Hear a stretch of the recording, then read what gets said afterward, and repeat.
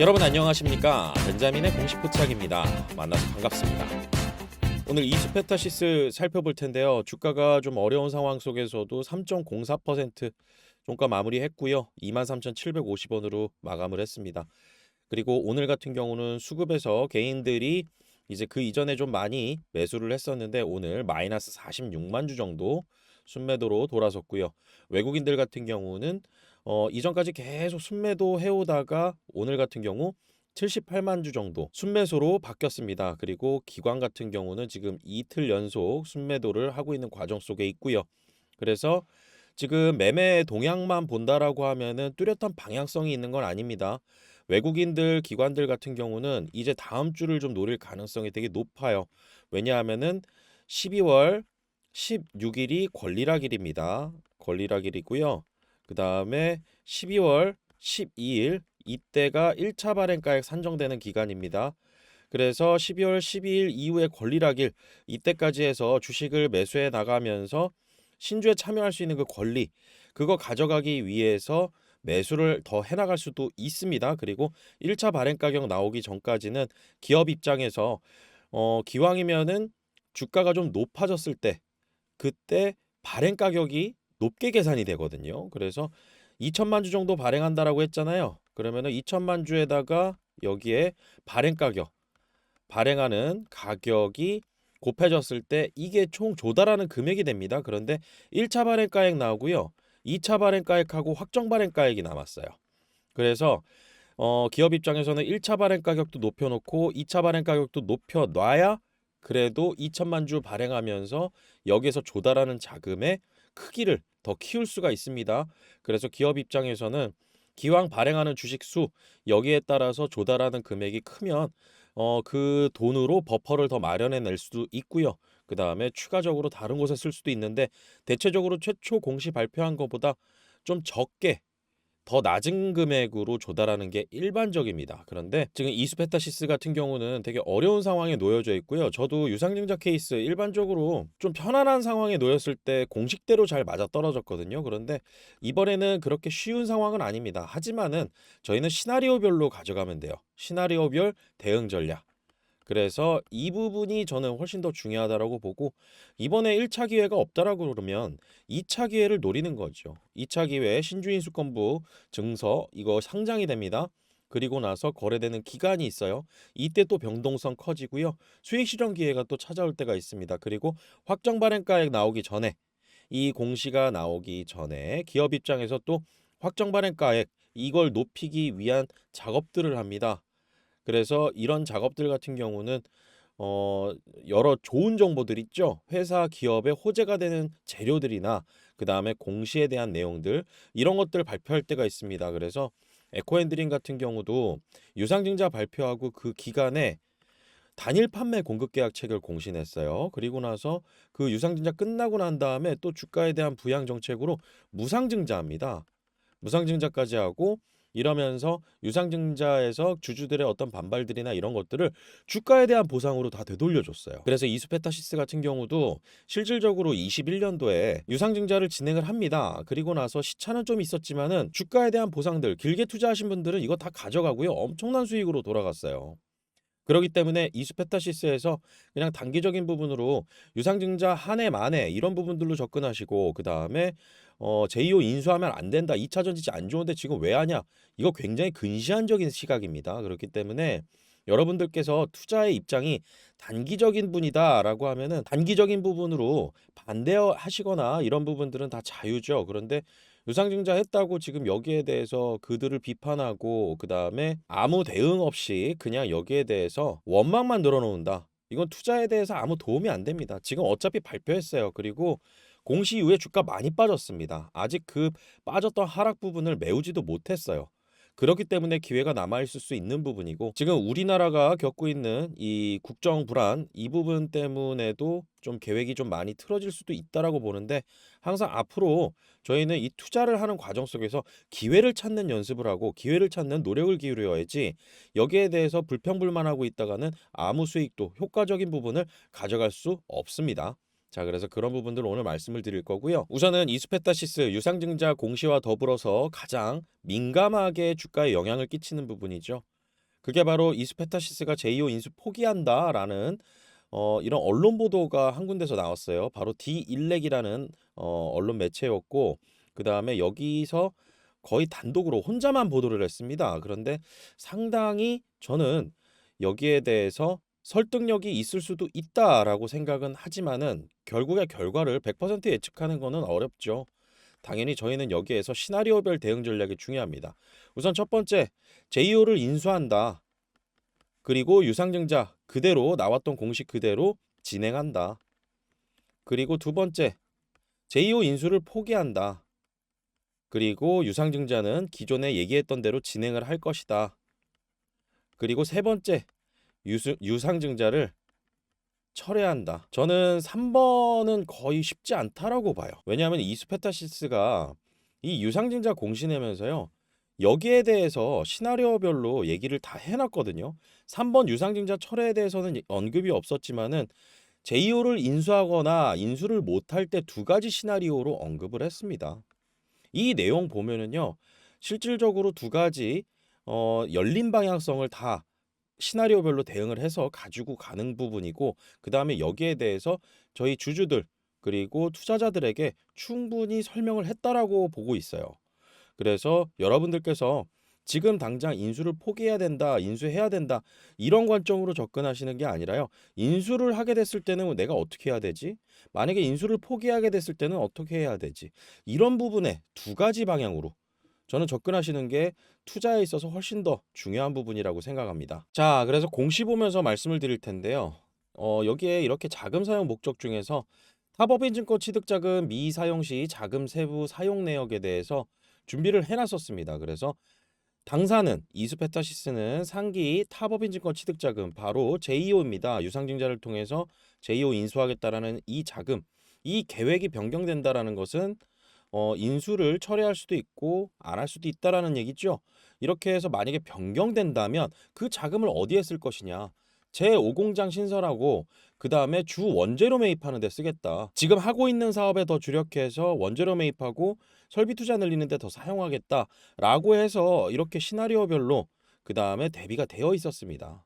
그래서 잠시 정리를 해드린다면요. 공시 내용 바탕으로 짧게 핵심만 요약해서 정리를 해봤습니다. 그래서 제5공장 신설하는데 1470억 규모, 27년과 28년에 각각 404억, 그 다음에 1066억 배정해놓고 그 다음에 운영자금 관련해가지고 1528억, 합치면은 3000억 정도 됩니다. 최초에 5500억, 이 제2호를 인수하는데 3000억, 그리고 설비 투자 늘리는데 2500억, 여기에서 이 부분에 대해서 더 추가해서 나가겠다. 이렇게 언급을 한 겁니다. 그리고 만약에 청약에 사람들이 많이 참여를 안 해서 미달했을 때 이 부분에 대한 자금 마련은 어떻게 할 것이냐? 자체 자금 활용하는 거하고요. 은행 차입하게서 한다라고 했습니다. 그런데 저는 제2호에 대해서 지금 재료가 너무 좋잖아요. AI 시대에 맞춰서 AI 하드웨어 제품 중에서 PCB, 인쇄 회로 기판, 이 제품 자체에 대한 기술적인 경쟁력, 그리고 그런 기술적인 경쟁력과 원가적인 부분들도 있으니까 엔비디아 같은 그리고 다른 여러 미국의 빅테크 기업들을 고객사로 두고 있는 거잖아요. 그리고 이 인쇄 회로 기판 같은 경우는요. AI가 소프트웨어적으로 발전하는 데 있어서 굉장히 중요한 하드웨어 영역 중에 하나입니다. 그래서 AI 시장이 발전하면 할수록 그 발전을 더더욱 이 푸시를 해주고 밀어주고 지원을 해주는 곳이 AI 하드웨어 산업입니다. 그중에서 PCB, 인쇄 회로 기판 이 시장이 굉장히 중요하고 여기에 대한 설비 투자 늘린다라는 거 이것만 보면은 상당히 좋죠. 그리고 이거는 단기적으로 접근했을 때 중요한 겁니다. 그래서 만약에 제2호 인수 포기하잖아요. 그러면 저는 단기적으로는 괜찮을 수 있지만 중장기적으로는 쉽지 않아 보여요. 중장기적으로. 왜냐하면은 결국에 무한히 끝없이 이 데이터 센터를 늘리기는 쉽지는 않고 그 교체 주기나 여기에 따라서 제 이스페타시스의 어떤 이 매출 규모나 이익도 달라질 텐데 여기에서 기술적인 차별화를 만들어내려면은요. 이 제2호 인수도 굉장히 중요합니다. 인쇄 회로 기판을 이수페타시스 혼자서 만드는 것도 아니고 다른 경쟁 업체들도 있을 거 아니에요. 그런데 이수페타시스가 여기에 있어서 제2호 인수하면서 이 CNT 도전제 이걸 접목시키면은 굉장히 더 높은 기술적 진입 장벽을 만들 수 있을 것 같다. 이렇게 언급이 되었던 거거든요. 그 내용 한번 보실게요. 내용이 조금 긴데요. 제가 이 부분을 또 요약해서 말씀을 드릴 겁니다. 여기 본문 내용에서 탄소 나노튜브 사업은 현재 이수페타시스가 영위하고 있는 PCB 사업과 R&D 측면에서 시너지 또한 발생 가능하다고 판단된다. 그래서 24년 3분기 말 기준 연구개발 인력이 총 67명인데 기술 향상에 기여할 수 있는 다양한 연구개발을 진행하고 있다. 그런데 신규 소재 그리고 신규 공법 개발 여기에 있어서 초고속 PCB 공정 기술하고 고성능 PCB 소재를 연구하고 있는데 여기에 지금 탄소 나노튜브 사업, 이 제이오가 하고 있는 사업 이거하고의 R&D적인 측면이 굉장히 시너지 효과를 낼 수 있다라는 것이죠. 그리고 새로운 산업 영역으로 더 확장을 할 수 있다. 이런 부분들에 대해서 언급이 좀 있었습니다. 그래서 그 내용을 좀 전달해 드린다라고 하면은요. 연구개발 시너지 아까 말씀드렸던 부분이 있죠. 그 내용이 좀 상당히 깁니다. 그걸 좀 압축해가지고 제가 정리한 거예요. 그래서 이런 연구개발 시너지가 PCB 제조 기술에도 있다. 그리고 신소재 PCB 개발. 그래서 인쇄 회로기판, 차세대 PCB 소재를 공동 개발할 수 있다. 그런데 여기에서 고성능 PCB, 차세대 PCB 이거는 우선 적용되는 분야가 AI고 그 다음에 데이터 센터죠. 데이터 센터에서 그 인쇄 회로기판 이 판 안에 이렇게 반도체들 막 있고 이 엔비디아의 젠슨 황이 들고 나오는 거 있잖아요. 그 판, 큰 판.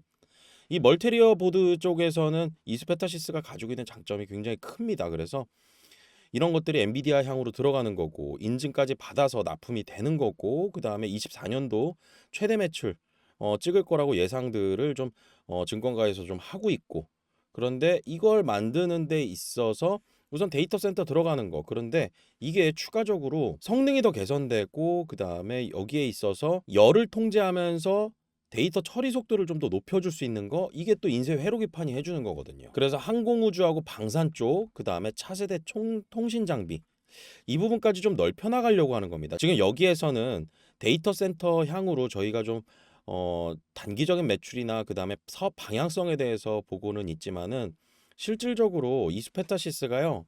2019년도 이렇게 제이오를 인수하게 된 배경에는요. 2019년도에 사업성이 굉장히 악화됐던 적이 있었어요. 이때도 PCB 회로기판, 인쇄 회로기판 이거를 만들고는 있었고 납품을 하고 있었는데 데이터 센터의 투자 규모가 막 줄어들기 시작하면서 여기에 대해서 저수익 구조의 사업들, 그다음에 인쇄 회로기판 쪽에 전방 산업에 투자가 위축되다 보니까 그대로 그 전방 산업의 축소가 채찍 효과로 이스페타시스의 주가 하락으로 실적 악화로 이어졌던 거죠. 그래서 사업의 단일화된 그 구조적인 부분 때문에 이걸 다양하게 가야 되겠다. 그래서 안 좋은 시기에도 그리고 어려운 시기에도 우리가 돈을 벌 수 있으려면 이게 적용되는 분야가 많아야 되겠다라고 생각해서 제이오 인수 배경에 대해서 공시에도 언급이 되어 있었고요. 실질적으로 2019년도에는 영업이익이 적자 전환했었습니다.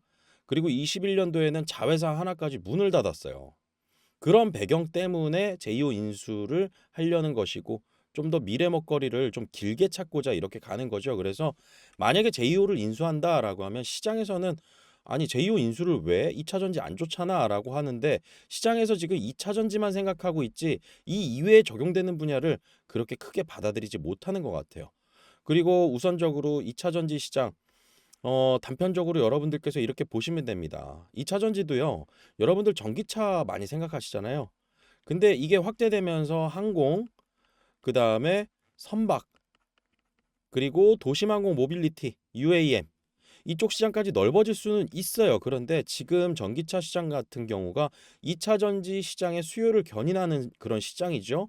그렇기 때문에 이 전기차 시장의 매출과 그다음에 인플레이션 감축 법안이든 이런 정책적인 보조 이런 부분들의 제도의 변화 이런 것들로 인해서 소재 기업들이 엄청나게 크게 매출과 이익에 타격을 받잖아요. 그리고 여기에 따라서 이익 변화도 크고 그런 부분들을 좀 생각해 보시면 될 것 같아요. 그런데 만약에 2차 전지에서 전기차만 지금 시장을 견인하는 게 아니라 항공이랑 선박 그리고 도심항공 모빌리티 쪽 로봇 산업까지 이 넓어진다라고 볼게요. 그러면은 전기차 시장이 약간 위축된다 하더라도 만약에 선박 쪽에서 엄청 쓰게 됩니다. 좀 쉽지는 않아 보이지만 아직까지는 그런데 선박 쪽에서 쓰인다 아니면 도심항공 모빌리티 쪽에서 많이 쓰인다라고 해서 이쪽 시장이 막 커요. 근데 전기차 시장의 판매 둔화가 일어납니다. 근데 이쪽 시장의 시장 규모가 더 크게 올라가고 있습니다. 지금 예전에 뭐 골드만삭스 쪽에서도 얘기했던 것들 이런 것들 중에 하나가 도심항공 모빌리티 시장이 엄청나게 커질 것이다. 그래서 여기에는 지금 가장 중요한 에너지 2차 전지 쪽일 것이다라는 그런 리포트들 나왔었잖아요. 그래서 지금 너무 단일화된 사업 구조 이런 부분들을 여러분들께서 2차 전지 시장을 접목시켜서 보시면 될 것 같습니다. 그래서 적용 분야가 좀 다양해져야 되는데 그러려면은 소재에 대한 결합들이 필요해요. 그래서 항공우주하고 방산 쪽 그러면 방산 쪽이 또 좋아질 때는 여기에 대해서 PCB에 대한 수요, 그다음에 기술력이 있는 PCB, 그리고 성능 개선을 할 수 있는 PCB 이런 것들이 필요하겠죠. 이런 것들 만든다라는 것이고 통신 기술도 마찬가지입니다. 자율주행부터 해가지고요. 끊기지 않는 고도화된 통신 기술 필요합니다. 그래서 적어도 인공위성 이런 부분들도 필요하고 여기에 따라서 통신의 안정성 그리고 신뢰성 더더욱 확보할 수 있는 부분들 여기에 이제 인쇄 회로기판이라는 거는 이 하드웨어 쪽에서 가장 중요한 이 밑바탕이 됩니다. 그래서 이 부분을 좀 더 미래 먹거리까지 생각하면서 하겠느냐라고 하면은 저는 제2호 인수가 중요하다고 봐요. 그래서 이 부분은 단기적으로 안 좋을 테지만은 장기적으로는 굉장히 좋을 수도 있다.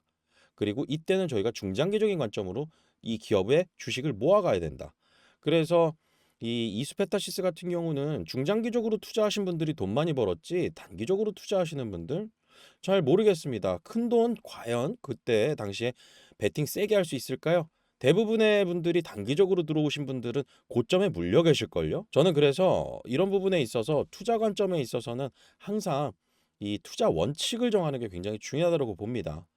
그래서 꼭 분산 투자하면서 그 다음에 분할 매수하면서 적립식으로 투자하는 거죠.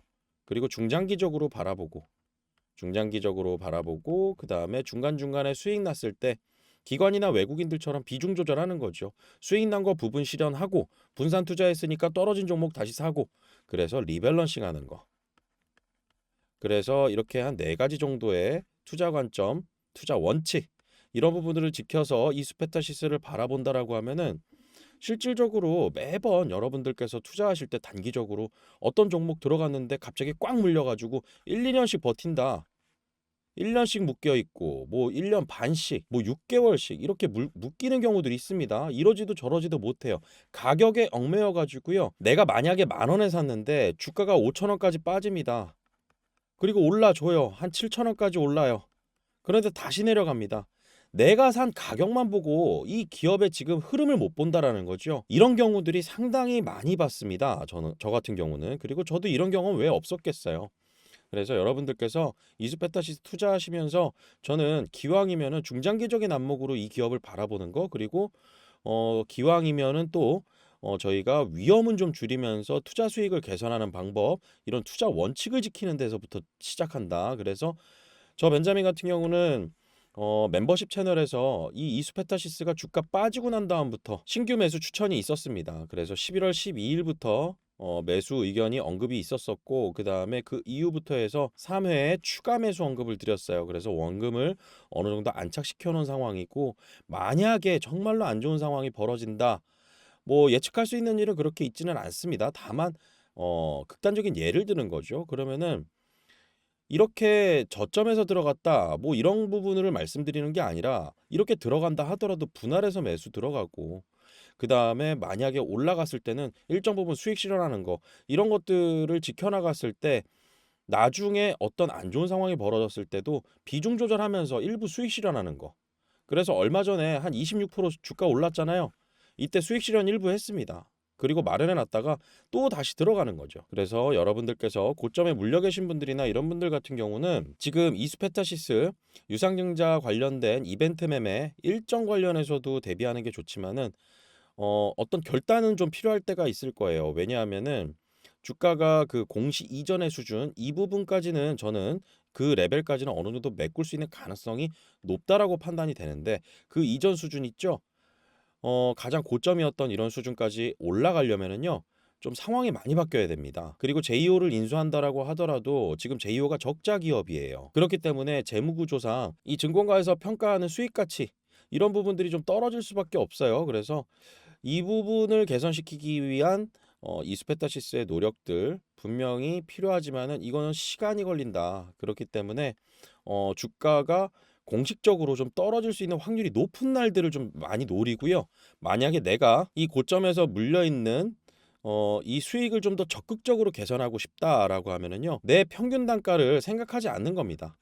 평균 단가 생각하지 않는 거고 지금 이 시점부터 이 시점까지 30% 올랐어 라고 하면은 내가 가지고 있는 주식의 비중 중에 30%를 줄이는 거예요. 그럼 이게 수익 실현한 거거든요. 그리고 만약에 예를 들어서 권리락일이 12월 16일인데 이때에 만약에 이전까지 주가 상승하는 부분 이게 안 나와준다라고 하면은요 이 이후에 계속 보유할 수도 있는 거예요. 그래서 기다렸다가 신주 인수권 증서 이거 거래되는 그 시기까지 노렸다가 그때 또 수익률이 얼마냐에 따라서 다시 매도를 하고 그 다음에 매도했던 자금은 주가가 또 떨어지게 되면은 다시 매수해서 들어가고 근데 떨어지는 날을 여러분들께서 생각하신다라고 하면 그냥 유상증자 이벤트로만 본다라고 하면 쉽지 않으실 거예요. 그래서 저 벤자민 같은 경우는 이런 유상증자 이벤트 매매 일정 이 이벤트 매매 일정에 대해서 전략적으로 준비를 해놓고 기다리고 있습니다.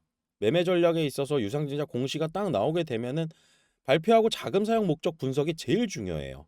여기에 대해서 주가 하락성 대비하고 하락한 자금 이 목적을 분석한 다음에 매수를 검토하는 거죠. 그래서 11월 12일부터 들어갔던 거고요. 그 다음에 1차 발행가 산정 종료되는 이 기간 이때 동안 만약에 주가가 상승한다. 그런데 이 주가가 상승하는 것을 기업은 원한다. 왜냐하면 1차 발행가 높여야 되니까.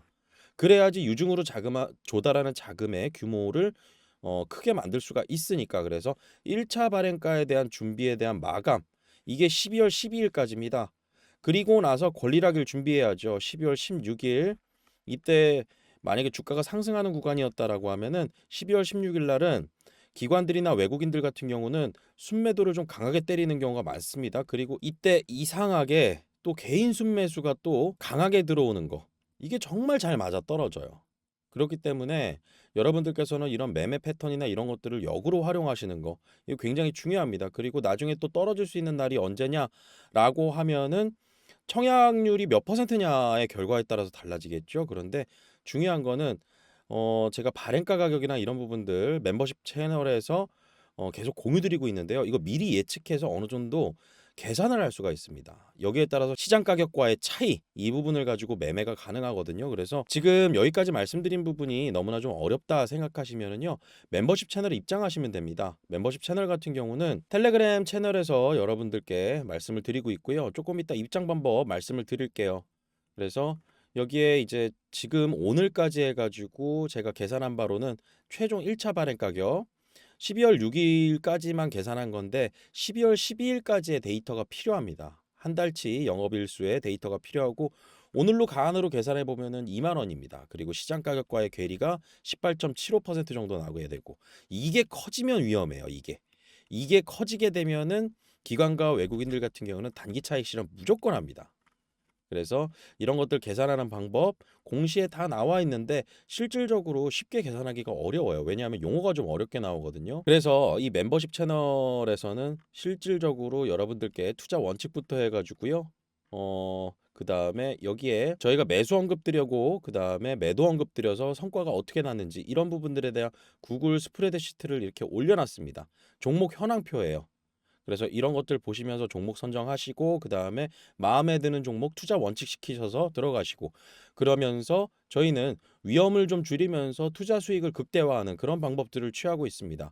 그래서 여기 참여 방법 말씀드리도록 할게요. 자, 우선은요. 텔레그램 채널 이 멤버십 채널은요. 유료로 운영이 됩니다. 유료로 운영이 되는데 가격 같은 경우는 굉장히 합리적일 거라고 여러분들께서 생각하실 거예요. 왜냐하면은 월에 10만 원, 3개월에 25만 원입니다. 그리고 이 3개월 단위로 한다라고 하면은 하루당 2,700원 정도 꼴이거든요. 그런데 이 가격 자체가 실질적으로 시장 가격보다는 굉장히 낮은 가격 수준에 속합니다. 왜냐하면은 벤자민의 공식 포착도 그렇고 이 사칭 채널 관련돼 가지고 굉장히 좀 어려움을 많이 겪었어요. 저를 사칭해서 텔레그램 채널 만들고 카카오 오픈 채팅하고 이런 것들이 생겨났다라는 거죠. 그런데 그런 사칭 채널들 같은 경우는 검색해서 나와요. 근데 저희는 절대 검색해서 못 나오게 했습니다. 그래서 저희가 직접적으로 링크를 보내드려야 됩니다. 그리고 이렇게 사칭 채널 같은 경우는 아무래도 불법적인 일을 하겠다라는 것이죠. 그렇기 때문에 그런 사람들이 할 수 없는 그런 가격대 월 10만 원, 3개월에 25만 원으로요. 많은 분들이 좀 함께 했을 때 저희는 더 큰 힘이 되거든요. 그래서 여러분들께서 참여하신다라고 하면은 지금 보이시는 전화번호 010-7549-6912번 이 번호도 꼭 기억하셔야 됩니다. 왜냐하면 다른 번호를 쓰지 않아요. 그렇기 때문에 다른 번호로 들어오셔라, 다른 링크로 들어오셔라 라고 해서 검색해서 나오는 채널들 있죠. 이거 다 사칭 채널입니다. 그렇기 때문에 꼭 이 번호도 하나밖에 없으니까 기억을 하시고요.